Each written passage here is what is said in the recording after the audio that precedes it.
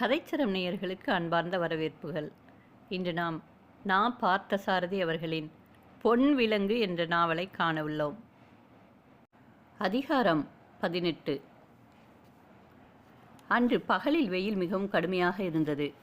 வெயில் தணிந்த பின் மாலையில் குமரப்பனை அவனுடைய அறைக்கு சென்று அழைத்து கொண்டு கடைக்கு போய் பயணத்துக்கான சில பொருட்களை வாங்க எண்ணியிருந்தான் சத்தியமூர்த்தி. காலையில் தந்தை அவனுடைய செலவுக்காகவும் துணிமணிகள் வாங்கிக் கொள்வதற்காகவும் 200 ரூபாய் பணம் கொடுத்திருந்தார். மல்லிகை பந்தல் கல்லூரியில் அவன் முதல் மாத சம்பளம் வாங்குகிற வரையெல்லாம் இந்த தொகையிலிருந்து தான் செலவழித்து கொள்ள வேண்டும். மலை பிரதேசமாக இருப்பதால் இரவில் குளிர் வாட்டிவிடும். கம்பளி போர்வை ஒன்றும் ஸ்வெட்டரும் வாங்கி கொள்ள வேண்டும். மல்லிகை பந்தலுக்கு போய் சேர்ந்த பின் வசிப்பதற்கு ஒரு சிறிய அறை பார்த்து கொண்டு அதற்கும் வாடகை முன்பணமாக கொடுக்க வேண்டியிருக்கும்.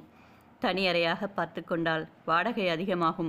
உன்னை போல அந்த ஊரில் வேலை பார்க்கும் வேறு ஒருவரோ இருவரோ வசிக்கும் அறையில் மற்றொரு ஆளாக நீயும் சேர்ந்து கொண்டு வாடகையை பங்கிட்டுக்கொள் என்று அப்பா யோசனை சொல்லியிருந்தார். சனி புதன் எண்ணெய் குழி தவறாதே. மலைக்காட்டு ஊராக இருப்பதால் எப்பொழுது குளித்தாலும் வெந்நீரில் குளி. இரவில் 1 மணி 2 மணி என்று கால வரம்பில்லாமல் தூக்கம் இழுத்து புத்தகம் படிக்காதே. நேரத்தோடு படுத்து கொண்டு விடு. உடம்புக்கு வந்தால் செய்வதற்கு மனிதர்கள் யாரும் அங்கு கிடையாது என்பதை ஞாபகத்தில் வைத்துக்கொள் என்பதாக அம்மா திரும்ப திரும்ப அவனுக்கு உபதேசம் செய்து கொண்டிருந்தாள். கண்ணாயிரத்தினிடம் கடன் வாங்கிய தொகையை வைத்து மாடியை இடித்து கட்டுவதற்காக கொத்தனார்களையும் கான்ட்ராக்டர்களையும் தேடி அலைந்து கொண்டிருந்தார் அப்பா. பகல் நேரத்திலேயே புத்தக அலமாரிகளில் இருந்து தன்னோடு ஊருக்கு கொண்டு போவதற்கு தேவையான புத்தகங்களை பிரித்து எடுத்து கொண்டு விட நினைத்த சத்தியமூர்த்தி இப்பொழுது அந்த வேலையில் ஈடுபடலானான். மகாகவி சுப்பிரமணிய பாரதியாரின் கவிதைகள், திருக்குறள், பரிமேலழகர் உரை, தொல்காப்பிய பகுதிகள், சங்க இலக்கியங்கள், கம்பராமாயணம், அடிசன், கோல்ட்ஸ்மித், பிராட்லி முதலியவர்களின் நூல்கள் ஆகியவற்றை தனியே பிரித்து அடுக்கினான். அந்த பெரிய ட்ரங்கு பெட்டியின் 3/4 பகுதி இடத்தை புத்தகங்களை நிரப்பிக்கொண்டு விட்டன. தேடி கண்டுபிடித்து அதில் வைப்பதற்கு இன்னும் புத்தகங்கள் இருந்தன. நீ பெட்டி நிறைய புத்தகங்களை அடுக்குவதை பார்த்தால் படிப்பு சொல்லிக் கொடுக்கப் போகிறாயா அல்லது படிக்கப் போகிறாயா என்று சந்தேகமாக இருக்கிறதண்ணா என்றாள் தங்கை ஆண்டாள். படிக்கிறவனை காட்டிலும் படிப்பு சொல்லிக் கொடுக்கிறவன் தான் அதிகமாக படிக்கவும் சிந்திக்கவும் வேண்டியிருக்கும் என்பதை தங்கை புரிந்து கொள்ளாமல் இருப்பதை எண்ணி தனக்குத்தானே சிரித்து கொண்டான் அவன். பெட்டியில் புத்தகங்களுக்கு கீழே அடிமூலையில் பாரதி தனக்கு அந்தரங்கமாக எழுதியிருந்த கடிதங்கள் 2ஐயும் போட்டு வைத்தான்.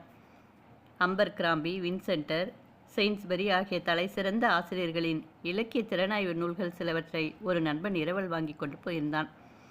ஊருக்கு புறப்படுவதற்கு முன்பு அந்த நண்பனை தேடி புத்தகங்களை திரும்ப பெற வேண்டும். ஒவ்வொருவராக பார்த்து சொல்லி விடை பெற்றுக் கொள்வதற்கு நேரமில்லை. இன்றிலிருந்து அங்கங்கே நண்பர்களை சந்திக்க நேரும் பொழுது அவர்களிடம் சொல்லிக் கொண்டு விட வேண்டியதுதான் என்று பயணத்திற்கு முன் செய்ய வேண்டிய காரியங்கள் ஒவ்வொன்றாக அவனுக்கு நினைவுக்கு வந்தது. கொண்டு சொல்ல வேண்டிய புத்தகங்களை பிரித்து வைத்து முடித்த பொழுது மாலை 5 மணிக்கு மேலாகிவிட்டது. முகம் கழுவி உடை மாற்றிக்கொண்டு அவன் வெளியே புறப்பட்டான். திருப்பத்தில் மாடியில் ஒண்டி குடித்தனம் இருக்கிற நிருபர் விசாரித்து தம் மகிழ்ச்சியை தெரிவித்து கொண்டார். குமரப்பனுடைய அறைக்கு போவதற்காக வடக்கு மாசி வீதியிலிருந்து கிருஷ்ணன் கோயில் சந்தை கடந்து வந்து கொண்டிருந்த பொழுது மோகினியின் வீடு உள்ள தெரு அங்கிருந்து மிகவும் பக்கத்தில் இருப்பது அவனுக்கு ஞாபகம் வந்தது. தான் மல்லிகை பந்தலுக்கு புறப்பட்டு போவதை பற்றி மோகினியிடம் சொல்லிக் கொள்வதா வேண்டாமா என்று அவன் மனதில் ஒரு கேள்வி எழுந்தது. இந்த கேள்வியின் தொடர்பாக இதை எடுத்து அவன் மனதில் மோகினியை பற்றி ஒரு வாத பிரதிவாதமும் எழுந்தது. ஊருக்கு புறப்படுவதற்கு முன்பு வீடு தேடிக்கொண்டு போய் சொல்லிக் கொள்வதற்கும் விடை பெறுவதற்கும் மோகினி யார்? நான் என் வேலை நிமித்தமாக மல்லிகை பந்தலுக்கு போவதை பற்றி அவளிடம் எதற்காக சொல்ல வேண்டும்? ஏதோ ஒரு விதத்தில் எங்கோ ரயில் பயணத்தின் போது சந்திக்க நேர்ந்தவர்களை நான் எதற்காக என் வாழ்க்கையில் இவ்வளவு அவசியம் நிறைந்தவர்களாக கருத வேண்டும்? அவளுடைய போதாத காலம். அவள் ரயிலில் இருந்து குதித்து தற்கொலை செய்து கொள்ள முயன்றாள். அதே இரவில் நானும் பயணம் செய்ய நேர்ந்ததினால் நல்ல சமயத்தில் அவளுடைய மனவேதனையை மாற்றி அவளை காப்பாற்ற முடிந்தது. அதற்காக அவள் என்னை மதிக்கிறாள், வணங்குகிறாள் என்பதெல்லாம் ஒரு புறம் இருந்தாலும் நான் என்னுடைய ஞாபகத்தில் அவளுக்கு எவ்வளவு இடம் அளிக்க முடியும், எதற்காக அளிக்க முடியும் என்று கடுமையாக கருதி தடித்தது ஒரு எண்ணம். நிச்சயமாக அப்படி இல்லை. மோகினி சேற்றில் பூத்த செந்தாமரை, குப்பையில் விளைந்த குறுக்கத்தி. காசு பணத்திற்கு ஆசைப்படும் அவளுடைய தாயின் அருகே அவள் கண்ணியமான வாழ்வுக்கு மட்டுமே ஆசைப்படும் பரிசுத்தமான இதயத்தோடு நிற்கிறாள். அவள் எந்த வீட்டில் எப்படிப்பட்ட சூழ்நிலையிலும் பிறந்து வளர்ந்திருந்தாலும் செயலிலும் சொல்லிலும் தூய்மை இருக்கிறது. நினைப்பையும் செயலையும் சொல்லையும் சத்தியமாக அளவிட்டு கணித்து அந்த கணிப்பினால் மட்டுமே மனிதர்களின் சாதியை பிரிப்பதாக இருந்தால் தூய்மை உள்ளவர்கள் தூய்மை அற்றவர்கள் என்று 2 சாதிகள் தான் பிரியும். அப்படி கணிக்கிற கணிப்பில் மோகினியின் சாதி நிச்சயம் உயர்ந்ததாகத்தான் இருக்க முடியும். மனிதனுடைய முன்னிலையில் வேண்டுமானால் செல்வத்தையும் செல்வமின்மையும் வைத்து வளமும் வறுமையும் தீர்மானிக்கப்படலாம். ஆனால் கடவுளுடைய சந்நிதியில் வறுமையும் வளமையும் வேறு விதமாக தீர்மானிக்கப்படுகின்றன. மனம், மொழி, மெய்களால் மனிதர்கள் எவ்வளவுக்கு சத்தியமாக வாழ்ந்தார்கள் அல்லது வாழவில்லை என்பதை வைத்துத்தான் கடவுளுடைய சன்னிதானத்தின் செல்வமும் ஏழ்மையும் நிறுத்தி தீர்மானிக்கப்படுகின்றன. பணத்தை சம்பாதித்து பெரிய மனிதனாக முயலும் கண்ணாயிரமும் பணத்தை தாராளமாக செலவழித்து அதன் மூலமாக பெரிய மனிதனாக முயல்கிற மஞ்சள் பட்டியாரும் கடவுளின் சந்நிதியில் நிச்சயம் ஏழைகளாகத்தான் நின்று கொண்டிருப்பார்கள். இவர்கள் ஏழைகளாக நிற்கிற அதே இடத்தில் மோகினியை போன்ற அபலைகள் செல்வ செழிப்போடு நின்று கொண்டிருப்பார்கள் என்று மோகினியை ஆதரித்து பலமாக எதிர்வாதம் செய்தது அவனது மற்றொரு எண்ணம். இந்த சமயத்தில் கோவில் பிரகாரத்தில் தன்னிடம் அவள் கூறியிருந்த அந்த அழகிய வாக்கியத்தை மீண்டும் நினைவு கூர்ந்தான் சத்தியமூர்த்தி. ஆதரவற்றதெல்லாம் ஏழைதான். அந்த விதத்தில் உண்மையும் ஏழையாக இருப்பதில் தவறில்லை. கருத்தாழமும் கருத்தழகும் உள்ள இந்த வாக்கியத்தை நினைவு கூர்ந்த பொழுது இதை சொல்லிவிட்டு அவள் சிரித்த சிரிப்பும் உடனிகழ்ச்சியாக அவன் நினைவில் தோன்றியது. தின்பதற்கு மட்டுமல்லாமல் தின்னப்படுவதற்கென்றே அமைந்தார் போன்ற பற்கள் என்ற கவியின் வர்ணனைக்கு நிதர்சனம் போன்ற அவளுடைய முல்லை எறும்பு பற்களை அவனால் மறக்க முடியவில்லை. அவள் பேசுவதும் இதழ்களை திறந்து சொற்களை ஒலிப்பதும் அழகாக இருந்தது என்றால் சிரிப்பது இந்த அழகுக்கு வேறு இணையில்லை என்று நிச்சயமாக உறுதிப்படுத்துவதாக இருந்தது. சித்திரை பொருட்காட்சியில் அவள் ஆடிய நடனமும் அந்த நடனத்துக்குத்தான் அவசியம் வரவேண்டும் என்று அவளே சொல்லி அனுப்பியதும் மானிடவர்க்கு என்று பேச்சுப்படின் வாழ்கில்லேன் என்று உள்ளமுருக பாடி ஆடியதும் ஆட்ட முடிவில் தன்னை சந்தித்து பேசியதும் ஒவ்வொன்றாக ஞாபகம் வந்து அவனை தயங்கி நிற்கச் செய்தன. நான் கல்லூரியில் விரிவுரையாளனாக வேலை ஏற்றுக்கொண்டு மதுரை விட்டு வெளியூர் போகிறேன் என்று சித்திரை பொருட்காட்சியில் நாட்டி முடிந்த பின்பு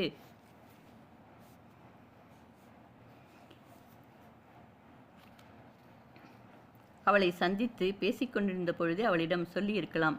என்ன காரணத்தாலோ அன்று அவளிடம் இதை பற்றி பேச வேண்டும் என்று அவனுக்கு தோன்றவே இல்லை.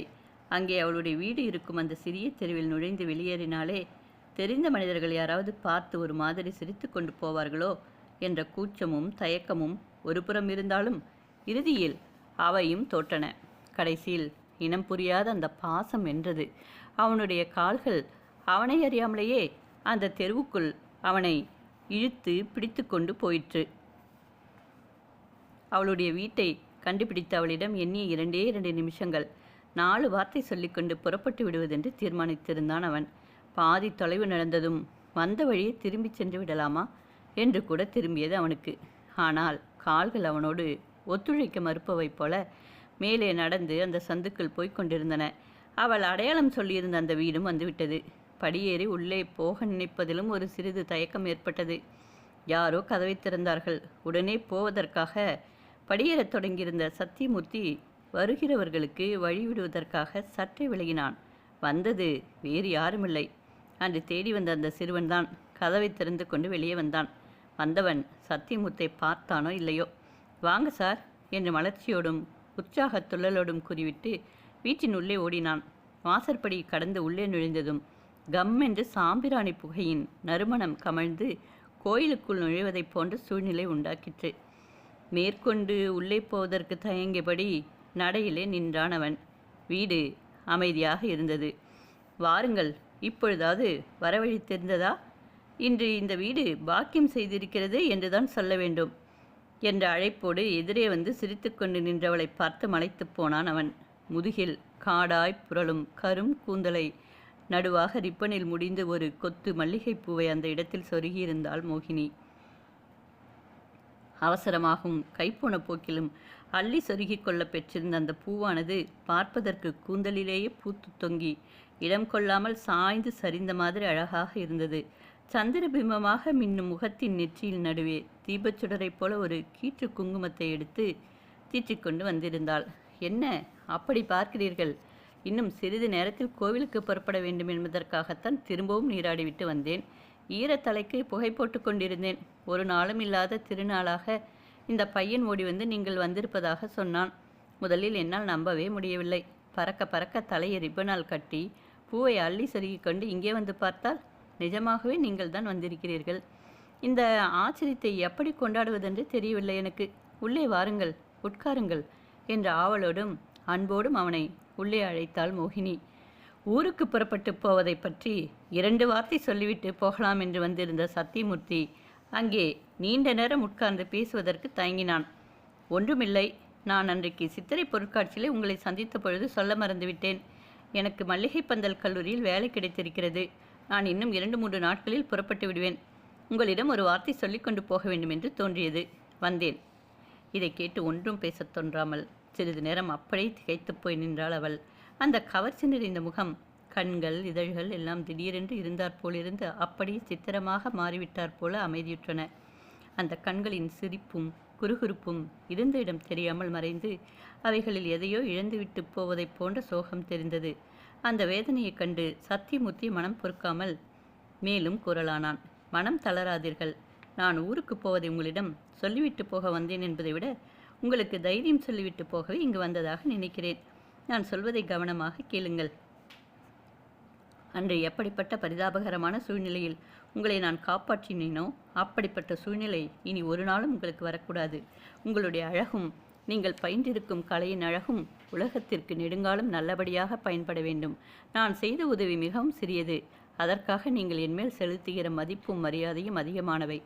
மனிதர்கள் ஒருவருக்கொருவர் இயற்கையாக செய்து கொள்ள முடியாத எந்த அபூர்வமான உதவிகளையும் உங்களுக்கு நான் செய்துவிடவில்லை. எனக்கு விடை கொடுத்து அனுப்புங்கள். மறுபடியும் எப்பொழுது சந்திக்க நேர்கிறதோ அப்பொழுது சந்திக்கலாம். நீங்கள் இப்படி அனாவசியமாக கண்கலங்கி தவித்தால் நான் வருத்தத்தோடு விடை பெற்று திரும்ப வேண்டியிருக்கும். நீங்கள் எனக்கு மகிழ்ச்சியோடு விடை கொடுக்க வேண்டும். முதலாக உங்கள் வீட்டை தேடி வந்திருக்கிறேன். அதனால்தான் இப்படி நடையிலே நின்று பேசிவிட்டு போக பார்க்கிறீர்கள் போல இருக்கிறதே. எனக்கு நேரமாகிறது. நான் அவசரமாக போக வேண்டும். நண்பன் ஒருவனை சந்தித்து அழைத்து கொண்டு அவனோடு கடைகளுக்கு போக வேண்டும் என்றான் சத்தியமூர்த்தி.